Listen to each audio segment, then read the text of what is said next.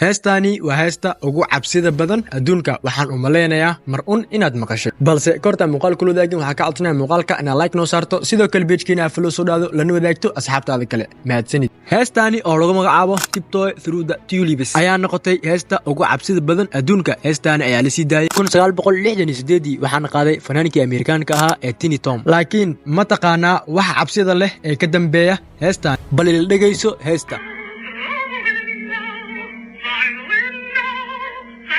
si kastaba ha ahaatee heestaani way isbedeli doontaa inta lagu guda jiro bandhig faneedkiisa ugu dambeeyay 29 Sebtembar 1996 fanaankii ayaa ku soo booday wadna xanuun aad u daran kadib markay dhacday dhacdadaani dhakhtarkiisii ayaa u sheegay in uu galo waqti nasiina ah uusan qaban bandhig faneed dib dambe balse uu ku madax adeegay wuxuu isku dayay inuu mar kale qabto bandhig faneed balse intuusan qaban showgaani xaaskiisii ayuu u sheegay in uusan wanaagsanayn